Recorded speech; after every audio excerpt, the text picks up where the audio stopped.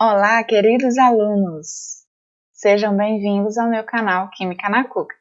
Eu sou a professora Valquíria Paiva, sou professora de Química e na aula de hoje nós falaremos sobre tabela periódica, classificação periódica dos elementos químicos. Vamos para a nossa aula?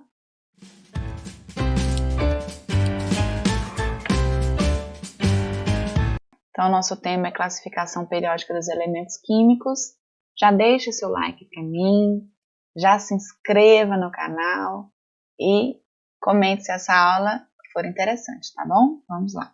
Vamos começar com um breve histórico da nossa tabela periódica, como ela surgiu. O número de elementos químicos conhecidos, ele aumentou com o passar dos séculos, mais significativamente a partir do século XIX, a quantidade de elementos químicos aumentou.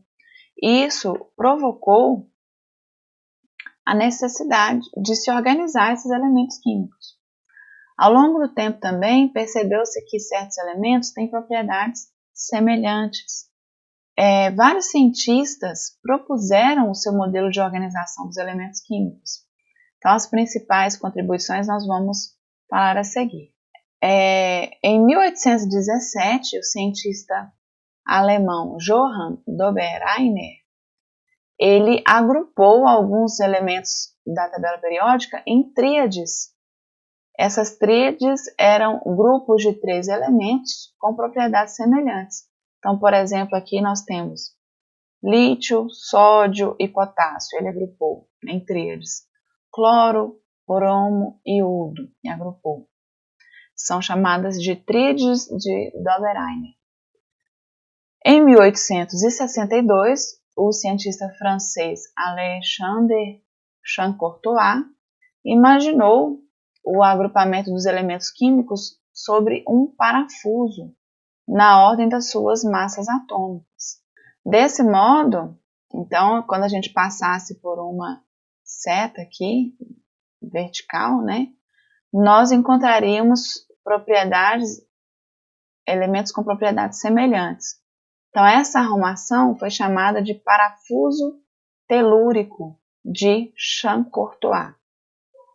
Em 1864, o cientista John Newlands, que viveu de 1837 a 1898, colocou os elementos químicos em ordem crescente de massas atômicas e verificou que as propriedades se repetiam a cada 8 elementos, com a exclusão do hidrogênio, com exceção do hidrogênio, como as notas de uma escala musical.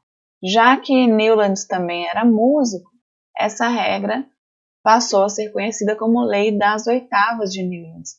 Assim como nas notas musicais nós temos Dó, Ré, Mi, Fá, Sol, Lá, Si, são 7 notas musicais com a repetição dessas notas em sequência.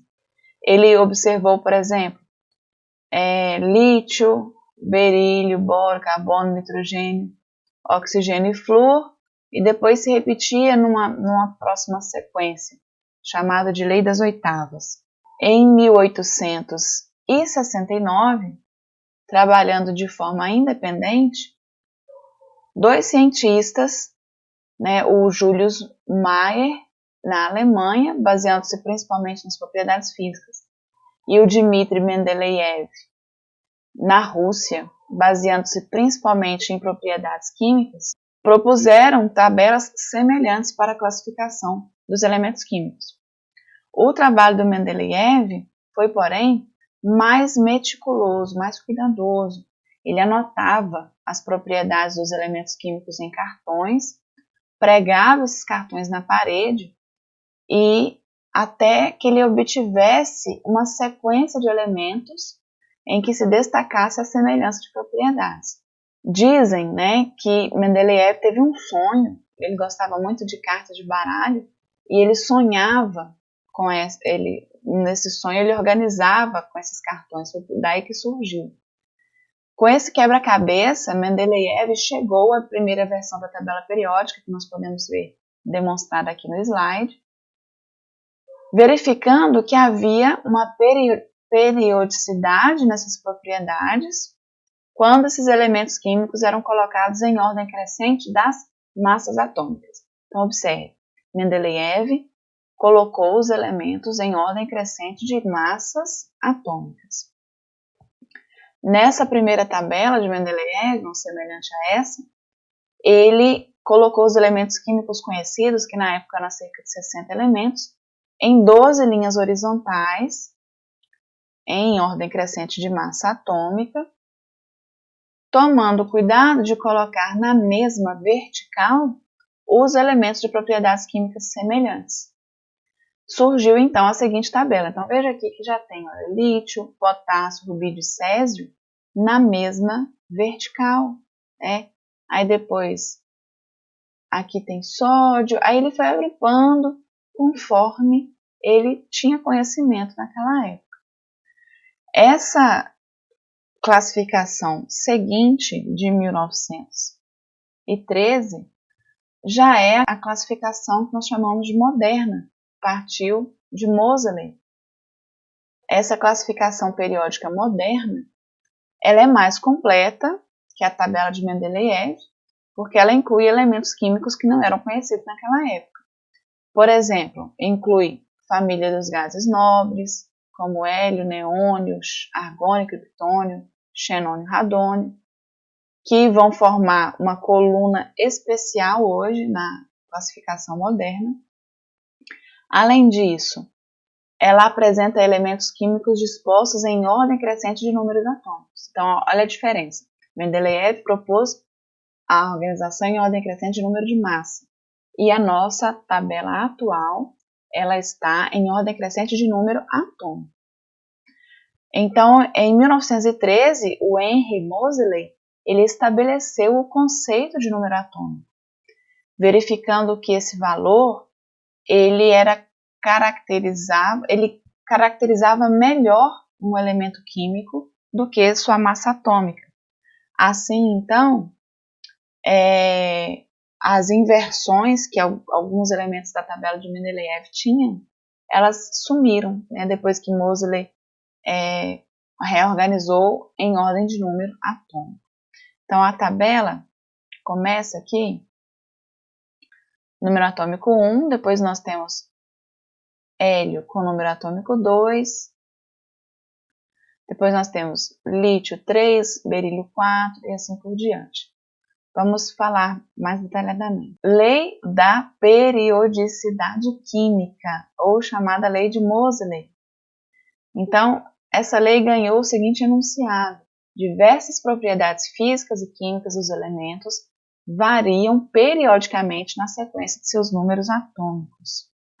Atualmente, a apresentação mais comum da classificação periódica é que cada elemento ocupa lá o seu quadradinho, a sua casinha na tabela periódica.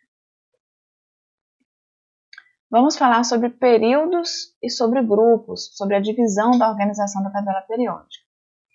Atualmente, a tabela periódica é constituída por 118 elementos químicos e ela pode ser dividida em 7 linhas horizontais, que são chamadas de períodos.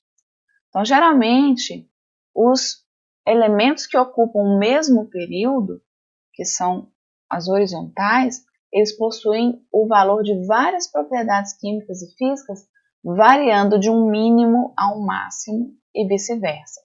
Então, por exemplo, o primeiro período da tabela periódica ele é muito curtinho, só tem 2 elementos, que são o hidrogênio e o hélio.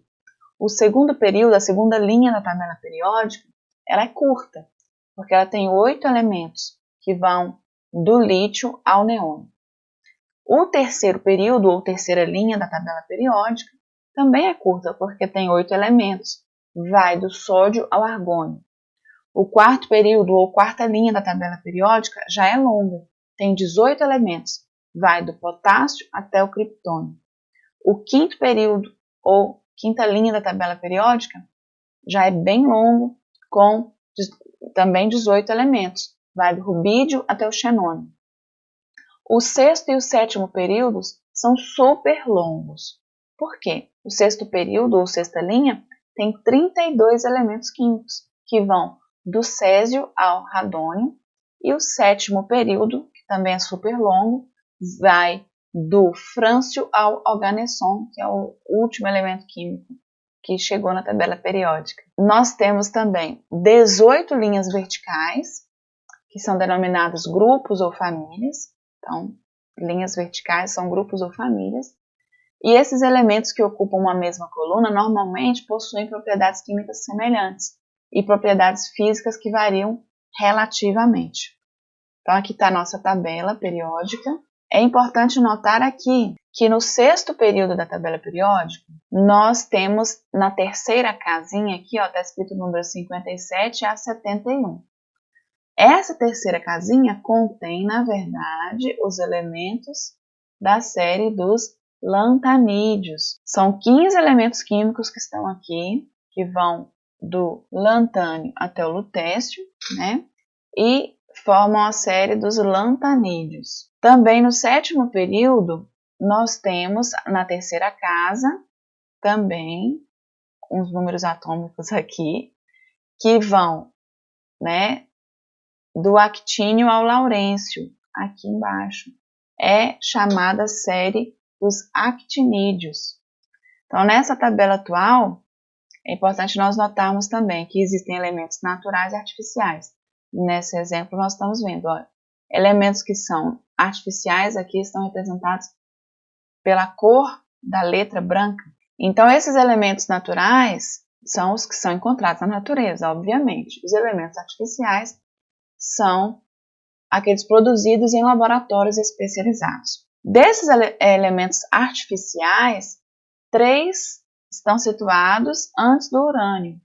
Então, nós temos o elemento químico urânio aqui, e nós temos os que estão antes do urânio, são chamados de cisurânicos, que são o tecnécio, o promécio e o astato. Os outros elementos químicos artificiais que vêm depois do urânio são chamados de transurânicos. Outra observação é que antigamente os grupos ou famílias, que aqui são 1, 2, 3, 4, 5 até 18, eles antigamente tinham letrinhas assim, 1A, 2A, 3A, 4A, 5A, 6A, 7A e 8A. Só que atualmente a IUPAC recomenda que nós identifiquemos os grupos pela numeração corrida de 1 a 18, né? E esses aqui de baixo eram as famílias B. É importante notar que os grupos, que são as linhas verticais,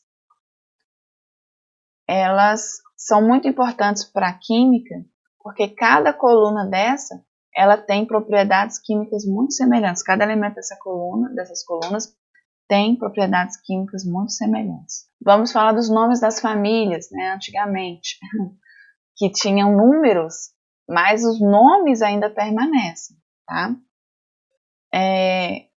O número da coluna 1A, ou grupo 1, os elementos lítio, sódio, potássio, rubídio, césio e frâncio, ele tem o nome da família de metais alcalinos. Vem o nome do árabe, álcali significa cinza de plantas, porque são metais muito reativos à água, por exemplo. O número da coluna 2A, tiver a família 2A, ou grupo 2, berílio, magnésio, cálcio, estrôncio, bário e rádio, são os metais alcalinos terrosos. Ou seja, o termo terroso vem justamente de existir na Terra. São elementos químicos que existem na Terra em geral. Família 6A, ou grupo 16, oxigênio, enxofre, selênio, telúrio e polônio, são os calcogênios, ou seja, formadores de cobre, porque esses minérios de cobre sempre contêm oxigênio ou enxofre. 7A, família 7A ou grupo 17, flúor, cloro, bromo, iodo e astato, são os halogênios ou também formadores de sais, é o que significa o nome deles. E 8A, ou grupo 18, é a última coluna da tabela periódica, que contém os gases nobres ou gases raros, hélio, neônio, argônio, criptônio, xenônio e radônio. Alguns aspectos que nós precisamos considerar. O hidrogênio, ele embora apareça aqui, olha, na coluna 1A, ele não é um metal alcalino. Ele é tão diferente de todos os demais elementos químicos da tabela periódica que muitas vezes as pessoas que organizam, né, para editoras, por exemplo, preferem colocá-los fora da tabela periódica, à parte, né? Outra curiosidade, o alumínio, ele é chamado frequentemente de metal terroso, porque ele é um constituinte muito comum na terra e no barro. E essa designação muitas vezes se estende também aos demais elementos da coluna. 3A, que é o galho, o índio, né? E outra coisa, quando a família não tem um nome especial, é costume nós chamarmos essa família pelo nome do primeiro elemento que nela aparece. Por exemplo, os da coluna 5A, eles são chamados de elementos da família ou do grupo do nitrogênio. Vamos falar então sobre distribuição eletrônica e classificação periódica. Quando nós fazemos lá aquela distribuição eletrônica, nós utilizamos o diagrama de distribuição eletrônica, também chamado de diagrama de Pauling, que ele nos auxilia nas indicações sobre as propriedades químicas dos elementos e sobre a posição que eles ocupam na tabela periódica. Então, a partir da classificação periódica, a partir da distribuição eletrônica, nós podemos classificar os elementos em representativos, de transição interna e de transição externa. Vamos falar um pouquinho de cada um deles. Os da coluna A são os mais importantes da tabela. Então, aqui, coluna A seria 1A, 2A, 3, 4, 5, 6, 7 e 8A, que são os elementos representativos, né? São chamados elementos típicos. Por que são chamados de típicos? Porque eles são característicos, eles representam a classificação periódica. Em cada coluna A, a semelhança de propriedades químicas entre os elementos ele é máxima. Os elementos das colunas 3B, 4B, 5B, 6B, 7B, 8B, que são essas três aqui, 1B e 2B, constituem os elementos chamados elementos de transição.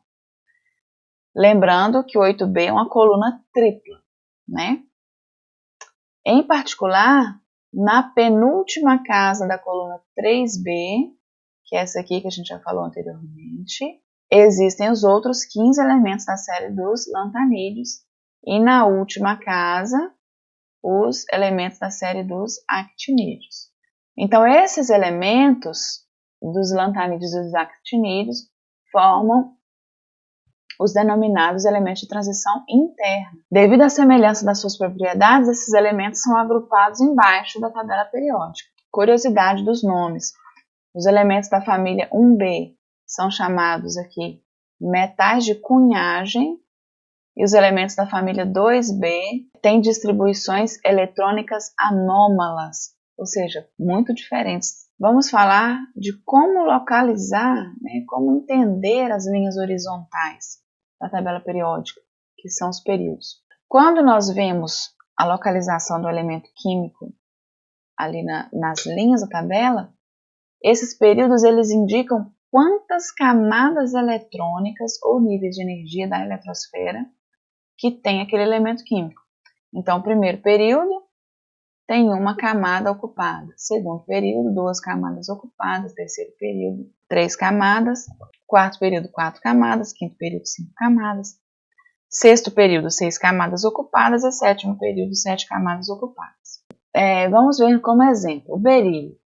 O berílio, ele tem número atômico 4. Então, a gente começa lá no diagrama de Linus-Pauling. 1s2, 2s2. Já distribuiu os 4 elétrons dele. Veja que ele termina a sua distribuição eletrônica aqui no 2. O nível mais externo dele é o 2.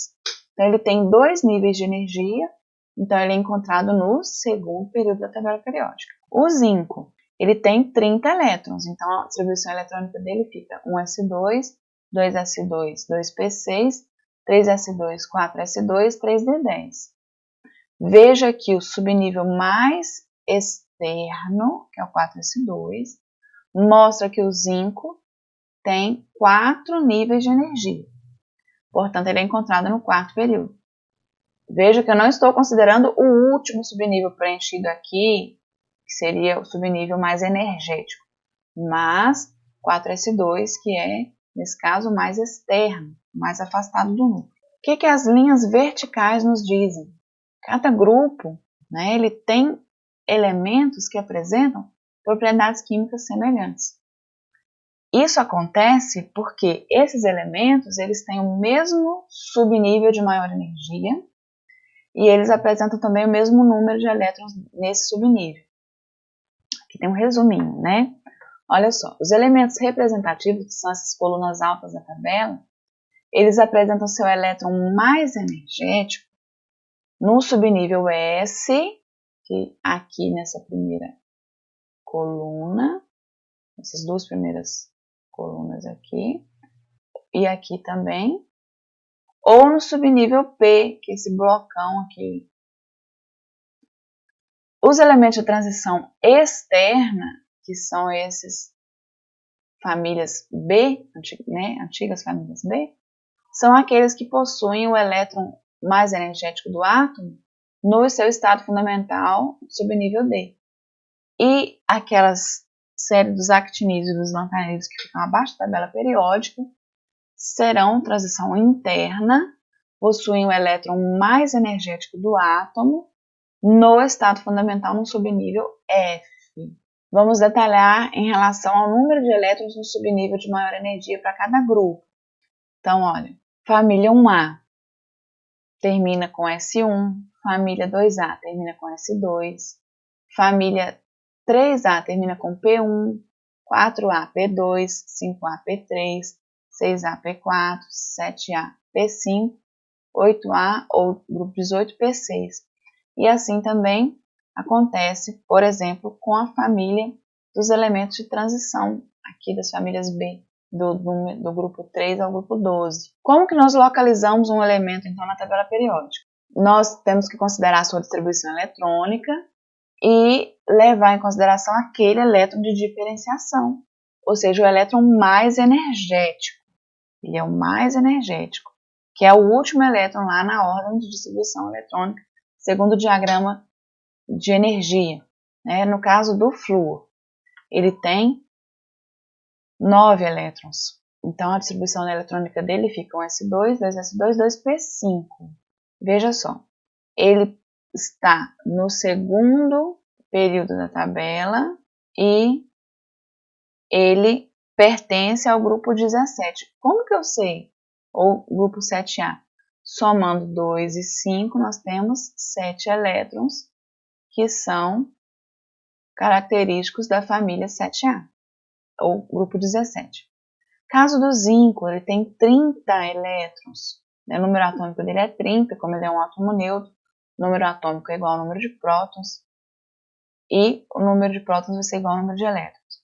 Então, a distribuição eletrônica dele fica 1s2, 2s2, 2p6, 3s2, 3p6, 4s2, 3d10. O zinco pertence ao grupo 12, ou também chamado grupo 2b. Vamos ver aqui como que a gente localiza, então, elementos representativos.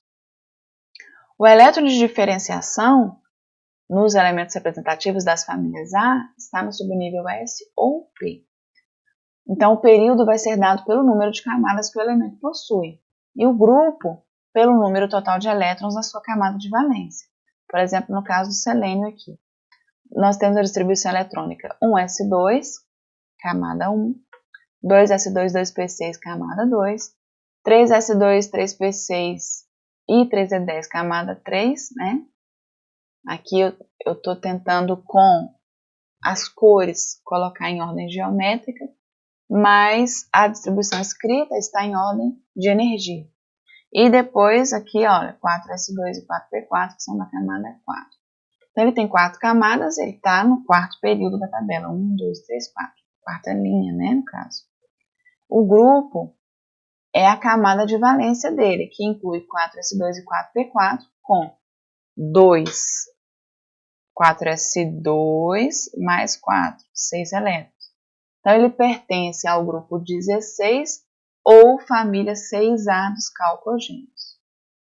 O exemplo do potássio e do cloro, nós temos aqui a distribuição eletrônica, 1s2, 2s2, 2p6, 3s2, 3p6, 4s1. Do cloro, 1s2, 2s2, 2p6, 3s2, 3p5. Aqui considerações ainda sobre elementos representativos. O elemento que possui configuração eletrônica 1s1 é o hidrogênio. Só que ele não é um metal alcalino como nós já dissemos. Ele é um elemento representativo classificado à parte dos outros elementos. E, como nós já dissemos também, os elementos representativos ocupam grupos ou famílias 1, 2, que era a antiga 1A e 2A, 13, 14, 15, 16, 17, 18, que era a antiga 3A, 4A, 5A, 6A, 7A e 8A. Elementos de transição ou de transição externa vão ter o subnível mais energético do átomo num subnível D incompleto. Então, vai terminar sua classificação eletrônica no nível S2 e depois o subnível D com o expoente 1 até 8. Então, vamos ver. O período dele vai ser o número de camadas que o elemento possui. O grupo, número total de elétrons na camada de valência, mais o número de elétrons do subnível mais energético. Vejamos o caso do ferro. Ele tem número atômico 26, distribuição eletrônica dele é 1s2, 2s2, 2p6, 3s2, 3p6, 4s2, 3d6.